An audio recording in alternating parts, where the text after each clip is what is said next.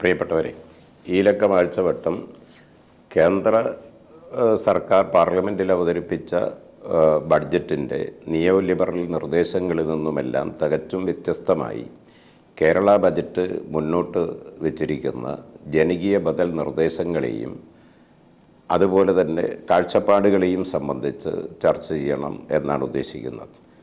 അങ്ങേയറ്റം പ്രതികൂലമായ സാഹചര്യത്തിലും കേരള സംസ്ഥാന ഗവൺമെൻറ് ക്ഷേമ വികസന പദ്ധതികൾ മുന്നോട്ട് കൊണ്ടുപോകാനുള്ള ഏറ്റവും ശക്തമായ നിലപാടാണ് ബജറ്റിലൂടെ ആവർത്തിച്ചിരിക്കുന്നത്.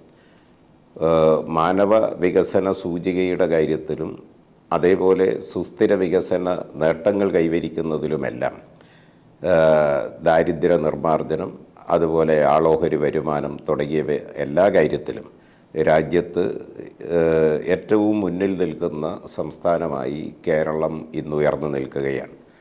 അതേസമയം കാർഷിക വ്യാവസായിക മേഖലകളുടെയും പശ്ചാത്തല സൗകര്യത്തിൻ്റെയും വികസനത്തിൽ കേരളം നേരത്തെ വർഷങ്ങൾക്ക് മുമ്പ് വളരെ പിന്നിലായിരുന്നു.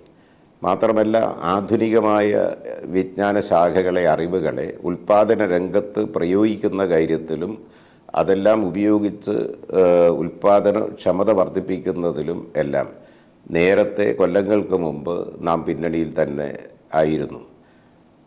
2016 ഇടതുപക്ഷ ജനാധിപത്യ മുന്നണിയുടെ ഗവൺമെൻറ് അധികാരത്ത് വന്നതോടെ നമ്മുടെ നേട്ടങ്ങളെ, നാളിതുവരെ സംസ്ഥാനം കൈവരിച്ച നേട്ടങ്ങളെ സംരക്ഷിക്കുന്നതിനും ദുർബലതകൾ കണ്ടെത്തി പരിഹരിക്കുന്നതിനുമുള്ള ഇടപെടലുകൾ ഫലപ്രദമായ നിലയിൽ നടത്തി മുന്നോട്ട് പോകുന്നു. ഈ പരിശ്രമം ലക്ഷ്യത്തിലെത്തുന്നു എന്ന കാര്യമാണ് ഇപ്പോൾ ഈ ധനകാര്യമന്ത്രി തന്നെ വിശേഷിപ്പിച്ച ബഡ്ജറ്റ് പ്രസംഗത്തിൽ അദ്ദേഹം വിശേഷിപ്പിച്ച സൂര്യോദയ ബഡ്ജറ്റ് അവതരിപ്പിച്ചതിലൂടെ ഇപ്പോൾ കേരള സംസ്ഥാന ഗവൺമെൻറ് പ്രഖ്യാപിച്ചിരിക്കുന്നത്. കേരളം ഇത്തരമൊരു നേട്ടത്തിലേക്ക് എത്തിച്ചേരാൻ ഇടയായത് ആഗോളവൽക്കരണ നയങ്ങളെ പിന്തുടർന്നുകൊണ്ടല്ല, അതിൻ്റെ അത് എല്ലാ നിലയിലും അതിനെ സ്വീകരിച്ചുകൊണ്ടല്ല. അതിൽ നിന്നെല്ലാം തികച്ചും വ്യത്യസ്തമായ ഒരു ബദൽ സമീപനങ്ങൾ മുന്നോട്ട് വെച്ചതിലൂടെയാണ് ഇത്തരമൊരു നേട്ടം കേരളത്തിന് കൈവരിക്കാൻ കഴിഞ്ഞത്.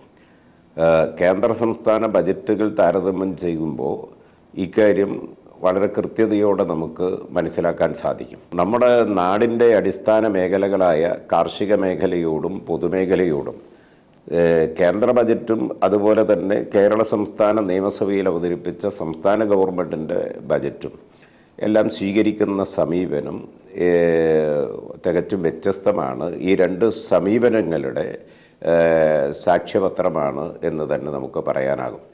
കാർഷിക മേഖലയിലെ കോർപ്പറേറ്റ് വൽക്കരണമാണ് യഥാർത്ഥത്തിൽ കേന്ദ്ര ഗവൺമെൻറ് പാർലമെൻറ്റിൽ അവതരിപ്പിച്ച ബജറ്റ് അടിവരയിട്ട് മുന്നോട്ട് വെക്കുന്നത്. എന്നാൽ അതിൽ നിന്ന് തികച്ചും വ്യത്യസ്തമായി സംസ്ഥാന ബജറ്റിൽ കൃഷിക്ക് 1698 കോടി രൂപ നീക്കിവെച്ചതായി നമുക്ക് കാണാനാകും. കഴിഞ്ഞ വർഷം സംസ്ഥാന ഗവൺമെൻറ് നീക്കിവെച്ചത് 971 കോടി 71 ലക്ഷം രൂപയായിരുന്നു.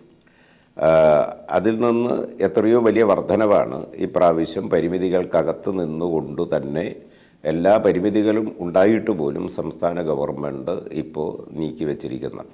റബ്ബർ മേഖലയെ കേന്ദ്ര ഗവൺമെൻറ് പൂർണ്ണമായി കൈയൊഴിഞ്ഞിരിക്കുകയാണ്. കേന്ദ്ര ബഡ്ജറ്റിൻ്റെ ഒന്നും ഒരു ചില്ലിക്കാശിൻ്റെ പോലും ഒരു പുതിയ ഏതെങ്കിലും പ്രഖ്യാപനമോ ഒരു റബ്ബർ മേഖലക്കുള്ള സംരക്ഷണമോ താങ്ങോ ഒന്നുമില്ല. കൈയൊഴിഞ്ഞിരിക്കുകയാണ് കേന്ദ്ര ഗവൺമെൻറ്. റബ്ബറിൻ്റെ താങ്ങുവില ഇവിടെ സംസ്ഥാന ഗവൺമെൻറ് സാമ്പത്തികമായി കേന്ദ്ര ഗവൺമെൻറ് ഉപരോധം ഏർപ്പെടുത്തി കടുത്ത പ്രതിസന്ധിയെ നേരിടുന്ന ഘട്ടത്തിലും നേരിയ അളവിൽ ഇവിടെ താങ്ങുവില റബ്ബറിൻ്റെത് വർദ്ധിപ്പിക്കുന്നതിനുള്ള നിലപാടാണ് സംസ്ഥാന ഗവൺമെൻറ് സ്വീകരിച്ചത്. പൊതുമേഖലാ ഓഹരികൾ വിൽപ്പനക്ക് വെച്ച് ഓഹരി വിൽപ്പനയിലൂടെ, പൊതുമേഖലാ കമ്പനികളുടെ ഓഹരി വിൽപ്പനയിലൂടെ 50,000 കോടി രൂപ കൂടുതലായി സമാഹരിക്കുമെന്നാണ് കേന്ദ്ര ഗവൺമെൻറ് അവതരിപ്പിച്ച ബജറ്റിൽ ഇപ്പോൾ പറഞ്ഞിരിക്കുന്നത്. എന്നാൽ കേരള സംസ്ഥാനം ഗവൺമെൻറ് നിയമസഭയിൽ അവതരിപ്പിച്ച ബഡ്ജറ്റിൽ പൊതുമേഖലാ സംരക്ഷണത്തിൻ്റെ ഒട്ടേറെ നടപടികൾ സംബന്ധിച്ചാണ് സൂചിപ്പിക്കുന്നത്. ഇതിൻ്റെ ഭാഗമായി ഇപ്പോൾ KSRTCക്ക് മാത്രം 1120 കോടി 54 ലക്ഷം രൂപ നീക്കിവെച്ചിരിക്കുകയാണ് സംസ്ഥാന ഗവൺമെൻറ്. സഹകരണ മേഖലയെ തകർക്കുന്ന നയമാണ് കേന്ദ്ര ഗവൺമെൻറ് പൊതുവിൽ സ്വീകരിക്കുന്നത്. പക്ഷേ സംസ്ഥാന ഗവൺമെൻറ്റാണെങ്കിൽ സഹകരണ മേഖലക്കായി 134 കോടി 42 ലക്ഷം രൂപ ഇപ്പോൾ നീക്കിവെച്ചിരിക്കുകയാണ്. ബദൽ നയങ്ങൾ മുന്നോട്ട് വെക്കുക മാത്രമല്ല, സഹകരണ മേഖലയെ കൂടി ഉൾപ്പെടുത്തുന്നതാണ്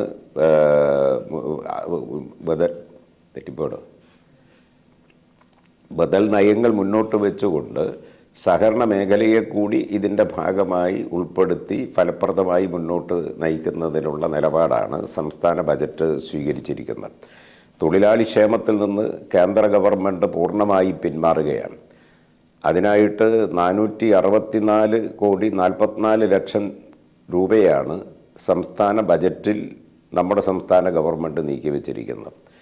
വിവിധ തൊഴിൽ മേഖലകളിലെ ക്ഷേമ പെൻഷനുകൾ സാമ്പത്തികമായ കടുത്ത പ്രയാസത്തിനിടയിലും വിതരണം ചെയ്യുമെന്ന് പ്രഖ്യാപിക്കുകയും ചെയ്തിരിക്കുകയാണ് സംസ്ഥാന ഗവൺമെൻറ്. അതേപോലെ വിദ്യാഭ്യാസം, ആരോഗ്യം, സാമൂഹ്യക്ഷേമ പദ്ധതികൾ, പട്ടികജാതി പട്ടികവർഗ വിഭാഗങ്ങളുടെ ക്ഷേമത്തെ ലക്ഷ്യം വെച്ചുകൊണ്ടുള്ള പദ്ധതികൾ എന്നിവയ്ക്കെല്ലാമുള്ള തുക കേന്ദ്ര ഗവൺമെൻറ് ഗണ്യമായി വെട്ടിക്കുറച്ചതായിട്ടാണ് നമുക്ക് കേന്ദ്ര ബഡ്ജറ്റിൻ്റെ വിശദാംശങ്ങൾ പരിശോധിക്കുമ്പോൾ കാണാൻ കഴിയുന്നത്. ഗ്രാമീണ മേഖലയിലെ വികസന പദ്ധതികൾക്കും അതുപോലെ തൊഴിലുറപ്പ് പദ്ധതിക്കും ഇതേ നിലയിൽ സംഖ്യ വെട്ടിക്കുറക്കുന്ന, അതിനോടെല്ലാം നിഷേധ നിലപാട് സ്വീകരിക്കുന്ന ഒരു സമീപനമാണ് കേന്ദ്ര സർക്കാർ സ്വീകരിച്ചിരിക്കുന്നത്. കേരള ബഡ്ജറ്റിൽ ഈ മേഖലയിൽ കൂടുതൽ തുക വകയിരുത്തുന്ന സമീപനമാണ് സംസ്ഥാന ഗവൺമെൻറ് സ്വീകരിച്ചിരിക്കുന്നത്. ഇപ്പോൾ ലൈഫ് പദ്ധതിക്ക് മാത്രമായി 2 വർഷത്തേക്ക് 10,000 കോടി രൂപയാണ് സംസ്ഥാന ബജറ്റിൽ ഇപ്പോൾ നീക്കിവെച്ചിരിക്കുന്നത്. പരമ്പരാഗത തൊഴിൽ മേഖലയിലെ തൊഴിലാളികൾക്ക് 1250 രൂപ നിരക്കിൽ ധനസഹായം നൽകുന്നതിന് 90 കോടി രൂപ ഇപ്പോൾ സംസ്ഥാന ഗവൺമെൻറ് ബഡ്ജറ്റിൽ വകയിരുത്തിയിരിക്കുകയാണ്. ഇതേപോലെ തന്നെയാണ് അംഗനവാടി ജീവനക്കാർക്കുള്ള പുതിയ ഇൻഷുറൻസ് പദ്ധതി പ്രഖ്യാപിച്ചിരിക്കുകയാണ്. കുടുംബശ്രീ പദ്ധതിക്കുള്ള പ്രത്യേക ഇടപെടലും ഇതിൻ്റെ ഭാഗമായിട്ട് തന്നെ സംസ്ഥാന ഗവൺമെൻറ് മുന്നോട്ട് വച്ചിരിക്കുകയാണ്. ജനകീയ താൽപ്പര്യങ്ങൾ സംരക്ഷിച്ചുകൊണ്ട് മുന്നോട്ട് പോകുന്ന സംസ്ഥാന ഗവൺമെൻറ്റിനെ വിദ്യാഭ്യാസ മേഖലയിൽ സ്വകാര്യ വിദേശ നിക്ഷേപം എന്ന് ആക്ഷേപിച്ചുകൊണ്ട്, അല്ലെങ്കിൽ അതിന് വഴിയൊരുക്കുന്നു എന്ന ആക്ഷേപം ഉന്നയിച്ചുകൊണ്ട് അപകീർത്തിപ്പെടുത്താനുള്ള നീക്കമാണ് ഇപ്പോൾ ഏതാനും മാധ്യമങ്ങളും അതുപോലെ തന്നെ ഇടതുപക്ഷത്തിൻ്റെ രാഷ്ട്രീയ എതിരാളികളും എല്ലാം ഇപ്പോൾ സംഘടിതമായി നടത്തുന്നതായി കണ്ടുവരുന്നത്. കേരളത്തിൻ്റെ പൊതുവായി വികസനത്തിന് ആധുനിക വിജ്ഞാന ശാഖകളെയാകെ അല്ലെങ്കിൽ ആധുനിക വിജ്ഞാന സമ്പത്താകെ സ്വായത്തമാക്കുന്നതിന് നമുക്ക് സാധിക്കേണ്ടതുണ്ട്. അത് അങ്ങനെ സ്വായത്തമാക്കുക മാത്രമല്ല, ആധുനിക വിജ്ഞാനങ്ങൾ ഉൽപ്പാദന രംഗത്ത് എങ്ങനെ പ്രയോഗിക്കാം ആകും, ഇതാണ് നാം ആലോചിക്കേണ്ടത്. അതിലൂടെ ഉൽപ്പാദനം വർദ്ധിപ്പിക്കാനാവണം, ഉൽപ്പാദനക്ഷമതയും വർദ്ധിപ്പിക്കാനാവണം. അങ്ങനെ സമ്പത്തുൽപാദനം വർദ്ധിപ്പിക്കുക മാത്രമല്ല, ഉൽപ്പാദിപ്പിക്കപ്പെടുന്ന സമ്പത്ത് നീതിപൂർവമായി എല്ലാ വിഭാഗം ജനങ്ങൾക്കിടയിലും വിതരണം ചെയ്യാനും കഴിയണം. ഇതാണ് ഇടതുപക്ഷ ജനാധിപത്യ മുന്നണി ഗവൺമെൻറ്റിൻ്റെ സുവ്യക്തമായ നിലപാട്. അത് കണക്കിലെടുത്തുകൊണ്ടാണ് വൈജ്ഞാനിക സമൂഹം സൃഷ്ടിക്കുക എന്ന കാഴ്ചപ്പാട് ഇടതുപക്ഷ ജനാധിപത്യ മുന്നണി ഗവൺമെൻറ് നാടിൻ്റെ മുമ്പിൽ വെച്ചിരിക്കുന്നത്. ഉന്നത വിദ്യാഭ്യാസ മേഖലയെ ശക്തിപ്പെടുത്തിക്കൊണ്ടും ആധുനികവൽക്കരിച്ചുകൊണ്ടും മാത്രമേ ഇത്തരം പ്രശ്നങ്ങൾ പരിഹരിക്കാൻ കഴിയൂ എന്ന തിരിച്ചറിവും ഗവൺമെൻറ്റിനുണ്ട്. ഇതിൻ്റെ അടിസ്ഥാനത്തിലാണ് ഇടതുപക്ഷ ജനാധിപത്യ മുന്നണിയുടെ പ്രകടന പത്രികയിൽ കഴിഞ്ഞ തവണ തെരഞ്ഞെടുപ്പ് ഘട്ടത്തിൽ തന്നെ പൊതുവിദ്യാഭ്യാസത്തിന് ആണ് ഊന്നൽ നൽകിയതെങ്കിൽ ഇത്തവണ ഉന്നത വിദ്യാഭ്യാസ രംഗത്തെ മെച്ചപ്പെടുത്തുന്നതിനുള്ള ഇടപെടൽ നല്ല നിലയിലുണ്ടാകും എന്ന് പ്രകടന പത്രികയിൽ തന്നെ ഉൾക്കൊള്ളിക്കുകയും അത്തരമൊരു പ്രഖ്യാപനം ഇടതുപക്ഷം നടത്തുകയും ചെയ്തത്. അതിൻ്റെ ഭാഗമായാണ് കേരളത്തെ ഉന്നത വിദ്യാഭ്യാസത്തിൻ്റെ ഹബ്ബായി മാറ്റുമെന്ന് പ്രഖ്യാപനം വന്നത്.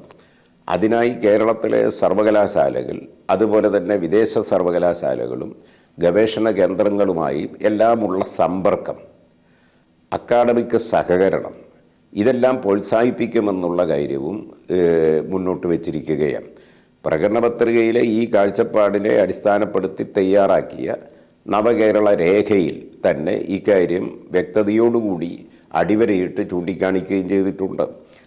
അതായത് അധ്യാപനത്തിന്, അതുപോലെ ഗവേഷണത്തിന്, വിദ്യാർത്ഥികളുടെ പരസ്പര കൈമാറ്റത്തിനുള്ള ശൃംഖല ദേശീയ അന്താരാഷ്ട്ര തലത്തിൽ തന്നെ വികസിപ്പിക്കുക പരമപ്രധാനമാണ് എന്നാണ് മുന്നോട്ട് വെച്ചത്. ലോകത്ത് ഏത് ഭാഗത്തും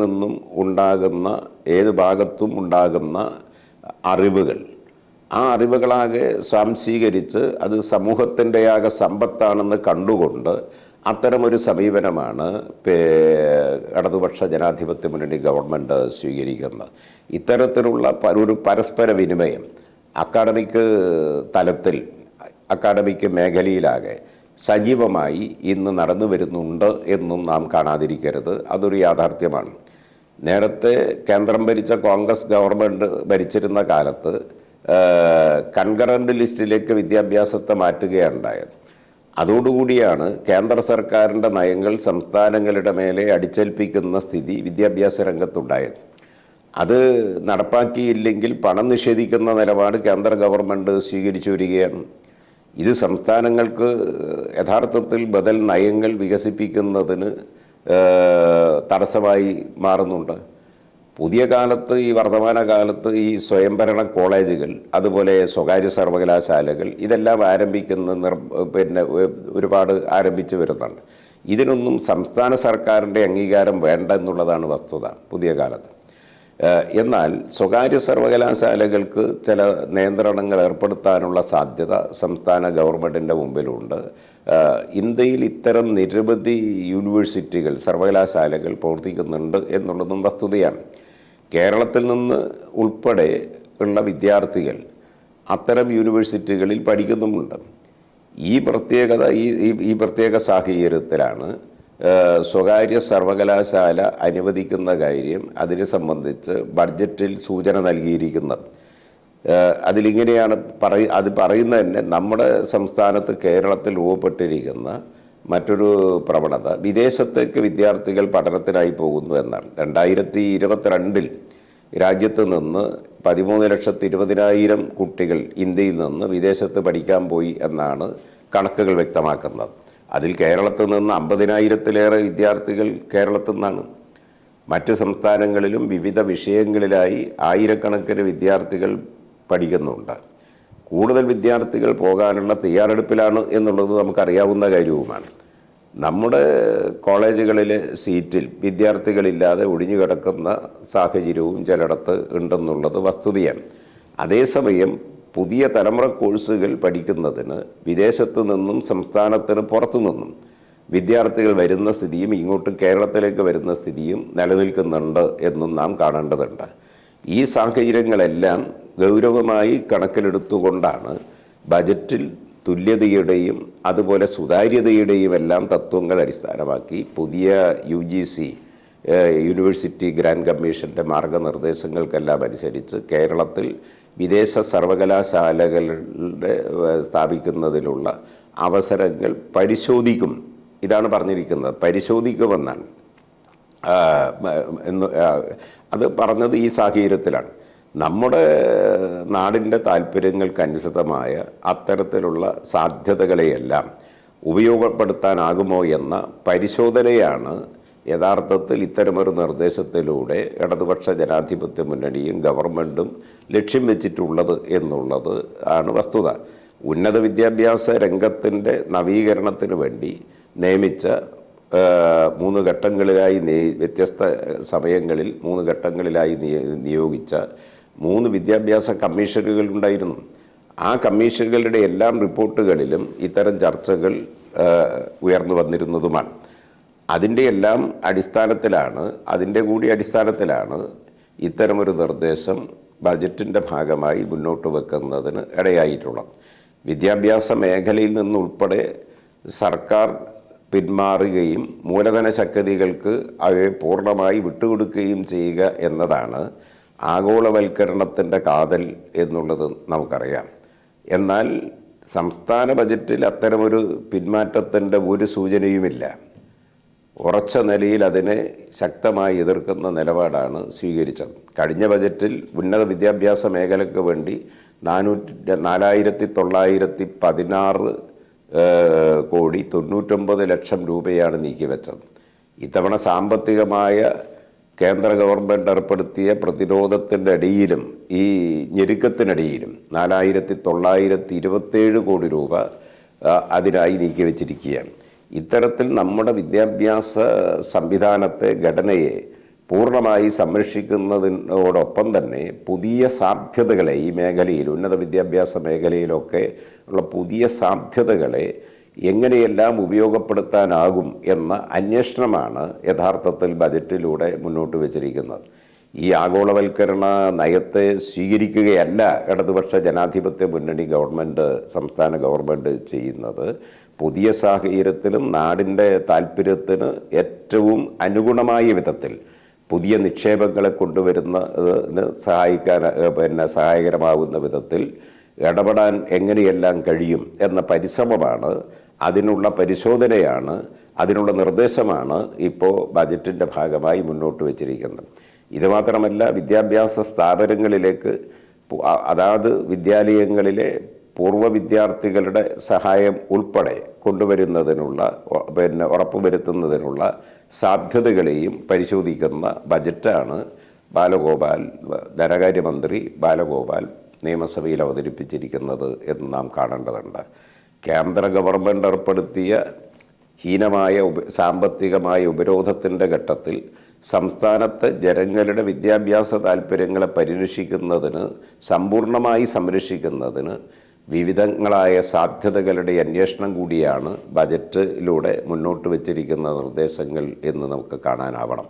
സർക്കാരിൻ്റെ ഇടപെടലിലൂടെ പൊതുവിദ്യാഭ്യാസ സ്ഥാപനങ്ങളെ ശക്തിപ്പെടുത്തുകയാണ് ഒന്നാമത്തെ ഘട്ടത്തിൽ, അതായത് 2016 മുതൽ 2021 വരെ കേരളം ഭരിച്ച ഇടതുപക്ഷ മുന്നണി ഗവൺമെൻറ് ചെയ്തത്.